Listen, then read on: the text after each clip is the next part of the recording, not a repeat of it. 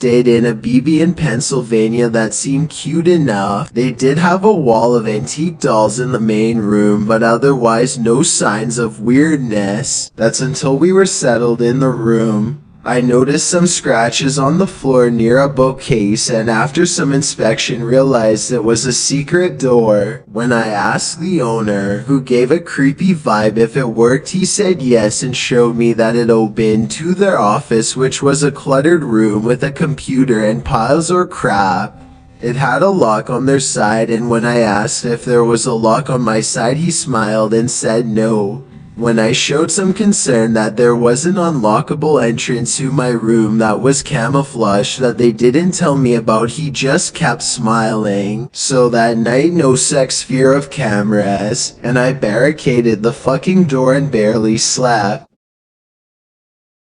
I was traveling out of the country right after finishing up a huge 5-day work event where I had about 10 hours of sleep total during the 5 days. I got to the motel, which is kinda run down, and the carpet and blankets are damp, but I'm so exhausted I don't even really think about it. I fall asleep pretty much immediately at like 8 local time. At maybe 11 or so, I get a call from the motel phone saying there's been a complaint about noise. I tell them that's impossible. I've been sleeping. They ask me if maybe it's someone else in the room, and I tell them no, I'm here alone, so there's definitely no one else making noise. They ask me again if I'm sure I'm by myself and not causing any noise. I say yes again, fall back asleep immediately. When I woke up and thought about it some more, I realized how weird the entire interaction was. There was absolutely no noise I could hear anywhere nearby, and I don't know why the motel staff would need to clarify so many times that I was alone. Apparently they never called. So I assume it must have been someone calling the different rooms to see who was in the rooms and how many people. I've never been so glad to always use the extra latch chain lock.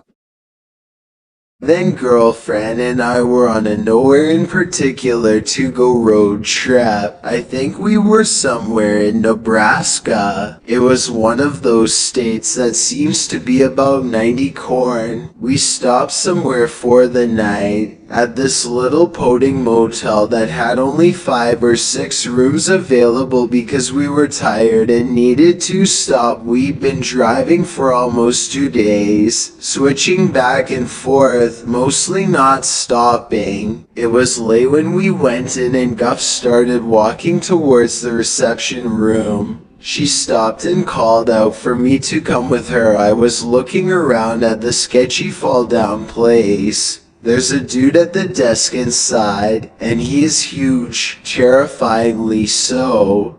I'm no slouch in the big guy department either. This guy towered over me by about 10 or 12 inches, which would have made him at least 7 feet tall, and probably had 150 pounds on me, and he looked like he was extruded from some sort of tree. So we walk in and ask for a room. The guy smiles, nods, writes some things on the desk, takes my cash, hands us a key. There are TVs on the desk, 4 or 5 of them, like stereotypical CCTV displays from the 80s. I look down and notice only one screen, because it is pornographic. More on this. The guy is wearing jogging pants, and clearly has an erection. I take the key and we go outside. Guff is short, and didn't see over the desk, so didn't see the porn. The porn was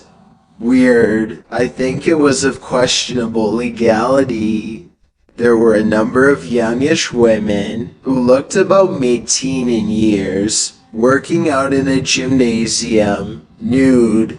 They were vaguely robotic looking, as if they were acting badly. I took in only about 8-10 seconds of the porn, but the images have stuck with me over the years. We were both very creeped out when we discussed this in our room.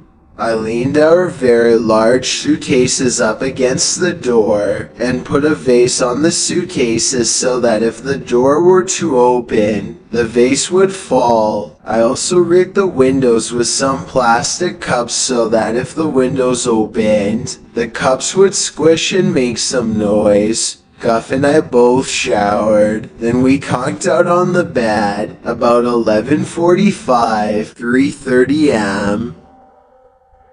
I wake up, I'm groggy, don't really know what is happening, just feel weird. I decide to go grab a drink and get some ice from the floor.